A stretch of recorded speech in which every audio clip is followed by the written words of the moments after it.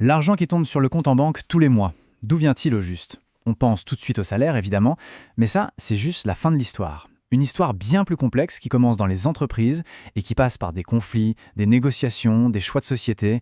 Alors on va suivre ensemble le chemin de cette richesse, de sa création, jusqu'à ce qu'elle arrive dans notre portefeuille. Cette somme, tout en bas de la fiche de paye, ce n'est pas juste un chiffre, c'est le résultat d'un partage. Et la vraie question c'est, qui a découpé le gâteau? Et selon quelles règles? C'est une question très personnelle, mais qui nous plonge en fait au cœur même du fonctionnement de notre économie. Parce que soyons clairs, ce partage, c'est rarement une partie de plaisir. C'est même plutôt un bras de fer, une sorte de négociation permanente entre celles et ceux qui créent la richesse sur le terrain et celles et ceux qui possèdent les moyens de la produire. Regardez, un exemple tout récent. La grève chez le sous-traitant automobile Emma France. Qu'est-ce que demandaient les salariés? Précisément ça, une part plus juste du gâteau. Ils ne demandaient pas l'aumône, non, mais bien leur dû pour la valeur qu'ils avaient aidé à créer. C'est l'illustration parfaite de ce conflit dont on parle. Alors pour bien comprendre ce partage, il faut faire un petit retour en arrière, remonter jusqu'à la source. D'où vient cet argent au départ? C'est quoi cette fameuse richesse que tout le monde se dispute? Eh bien, le point de départ de tout, c'est ce qu'on appelle la valeur ajoutée. Pour faire simple, c'est le gâteau total qu'une entreprise a réussi à fabriquer. C'est toute la richesse qu'elle a créée, brute de décoffrage, avant que la moindre miette ne soit distribuée. Et c'est ce gâteau-là qu'on va commencer à découper. Et voilà la toute première coupe. Cette première part, ça s'appelle les revenus primaires. C'est assez logique, c'est l'argent qui va directement dans la poche de ceux qui ont mis la main à la pâte. C'est la récompense directe pour avoir contribué à fabriquer le gâteau. Ok, donc on a cette première part. Mais même cette part-là, elle se divise en deux grandes familles. En gros, il y a deux façons principales de toucher sa part de ce premier gâteau. D'un côté, il y a le revenu du travail. Facile, c'est l'argent qu'on gagne en bossant, en échange de son temps, de ses compétences.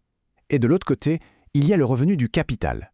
Là, c'est différent. Ce n'est pas l'argent pour ce qu'on fait, mais pour ce qu'on possède.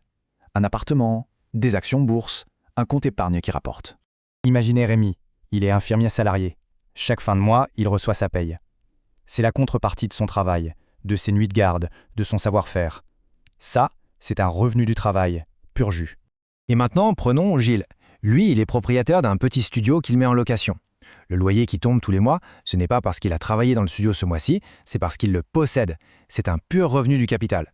Et attention, le capital, ce n'est pas juste la pierre, hein. Ça peut être des dividendes si on possède des actions d'une entreprise, ou même les petits intérêts de son livret A. En fait, tout ce qu'on possède et qui rapporte de l'argent sans qu'on ait à travailler directement pour, eh bien, c'est du capital.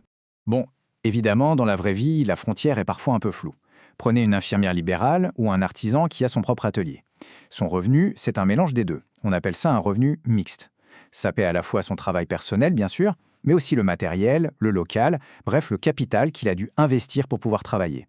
Mais attention, cette première répartition, ce n'est que l'acte 1 de l'histoire, parce que maintenant, un acteur majeur entre en scène et va tout changer, l'État. Pourquoi est-ce que l'État intervient? Eh bien parce que ce premier partage, brut de décoffrage, peut créer des inégalités parfois énormes. Le rôle de l'État, c'est de venir mettre son grain de sel pour, en quelque sorte, rééquilibrer la balance. On parle de solidarité. D'accord, mais comment ça marche concrètement? Comment l'État s'y prend pour, comme on dit, rebattre les cartes? En fait, c'est un mécanisme en 3 temps, assez simple à comprendre. 1. L'État prend d'un côté. Ce sont les impôts, les cotisations sociales. 2. Il donne de l'autre. Ça, ce sont les aides, les prestations sociales. Et 3. Il finance des choses pour tout le monde, comme l'école ou l'hôpital. Ce sont les services publics. C'est d'ailleurs intéressant de voir d'où vient cet argent. Si on regarde la protection sociale, par exemple, plus de 60% de son financement provient des cotisations sur les salaires. C'est énorme. Le reste, c'est la CSG, d'autres impôts, mais ça montre bien le lien très très direct entre le travail et la solidarité collective. Et cet argent prélevé, où est-ce qu'il va? Il se transforme en aides très concrètes qui répondent à des besoins essentiels. L'aide pour le logement, le RSA pour ceux qui ont de très faibles ressources, les bourses pour les étudiants ou encore la prime d'activité pour compléter les petits salaires. Ce sont ces fameux revenus de transfert. Et c'est ça qui change vraiment la donne pour beaucoup de monde. Mais la redistribution, ce n'est pas que du cash qui passe d'une poche à l'autre. Rappelez-vous la 3e étape, les services publics. Ce chiffre, 10,8%, c'est la part du budget de l'État consacrée à l'enseignement. L'école gratuite, l'hôpital public, c'est une autre façon tout aussi importante de redistribuer la richesse. Bon, alors récapitulons. On a suivi tout le parcours, la création de la richesse, le premier partage, puis l'intervention de l'État.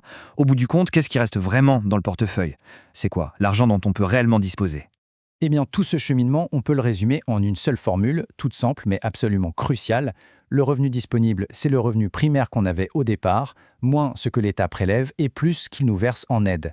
C'est cette équation qui définit notre vrai pouvoir d'achat. Donc, en résumé, l'argent qui arrive sur le compte n'est pas une simple transaction. C'est vraiment la fin d'un voyage en 2 étapes. D'abord, un partage qui vient de l'entreprise lié à la production. Et ensuite, un deuxième partage, une redistribution organisée par nous tous, par la collectivité. Et tout ça, ça nous ramène à la question de fond, la question qui est derrière tout ce mécanisme. C'est le grand débat de notre société en fait. Comment trouver le juste équilibre? Comment on fait pour récompenser ceux qui créent, qui innovent, qui prennent des risques, tout en s'assurant que la solidarité existe et que personne ne reste sur le bord de la route? Tout l'enjeu du partage, il est là.